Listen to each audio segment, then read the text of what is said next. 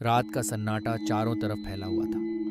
गांव के कोने में बनी पुरानी हवेली अपनी भूतिया कहानियों के लिए मशहूर थी। लोग कहते थे कि वहां कोई आत्मा भटकती है जो अपने अधूरे प्रेम के कारण शांति नहीं पा सकी। इस रहस्यमयी हवेली के कारण पूरे गांव में डर का माहौल बना रहता था। लेकिन किसी ने नहीं सोचा था कि इस रात वह आत्मा एक नई कहानी लिखने वाली थी। ये कहानी और भी रोमांटिक होने वाली है, इसलिए आगे बढ़ने से पहले इसे लाइक और चैनल को सब्सक्राइब ज़रूर कर देना। तो चलो कहानी में आगे बढ़ते हैं। अनामिका और उसकी बड़ी बहन काव्या गांव के सबसे सजीव और खुश मिजाज लोगों में गिनी जाती थी।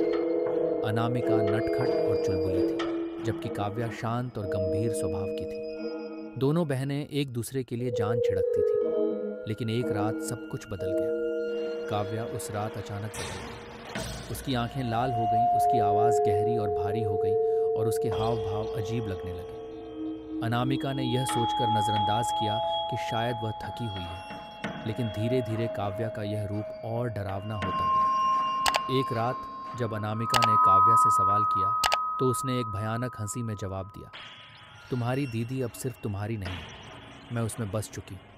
अनामिका का दिल डर से कांप गया। ये साफ था कि काव्या के अंदर किसी आत्मा ने प्रवेश कर लिया था। गांव के बुजुर्गों ने बताया कि यह आत्मा एक युवक वीरेंद्र की है। वीरेंद्र गांव का एक जमींदार था जो काव्या से बेइंतहा प्यार करता था।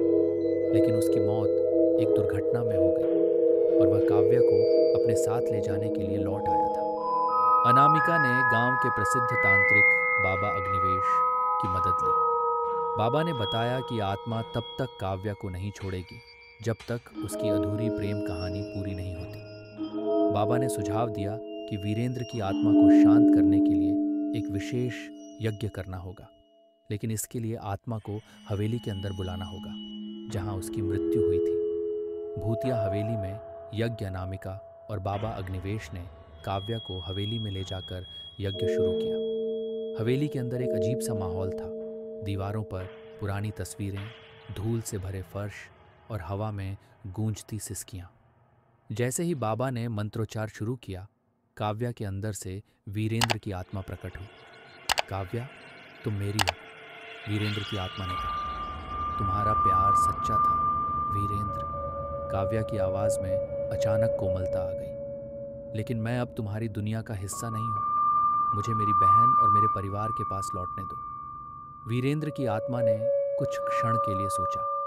उसने धीरे धीरे कहा, अगर यही तुम्हारी इच्छा है तो मैं तुम्हें आज़ाद करता हूँ, लेकिन मेरी यादें तुम्हारे साथ हमेशा रहेंगी। यज्ञ समाप्त हुआ और वीरेंद्र की आत्मा हवेली से विदा हो गई।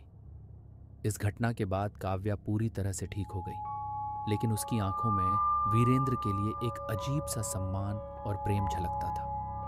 अनामिका ने अपनी बहन को गले लगाते हुए कहा, अब तुम मेरी वही पुरानी दीदी हो। काव्या मुस्कुराई और बोली, हाँ, लेकिन मैं अब जान गई हूँ कि सच्चा प्यार समय और मृत्यु से परे होता है। गांव के लोग अब हवेली को डर से नहीं, बल्कि एक अमर प्रेम कहानी के स्मारक के रूप में देखते थे। काव्या और अनामिका ने अपनी जिंदगी को नए सिरे से शुरू किया, लेकिन हर बार जब चांदनी रात होती तो काव्या को लगता कि वीरेंद्र की आत्मा कहीं न कहीं से उसे देख रही है, अपने अमर प्रेम का वादा निभाते हुए। तो दोस्तों, कैसी लगी आपको ये कहानी, हमें कमेंट करके ज़रूर बताइए। और इसी हो और इंटरेस्टिंग स्टोरी के लिए इस चैनल को एक राम बिल्कुल मत भूलिए।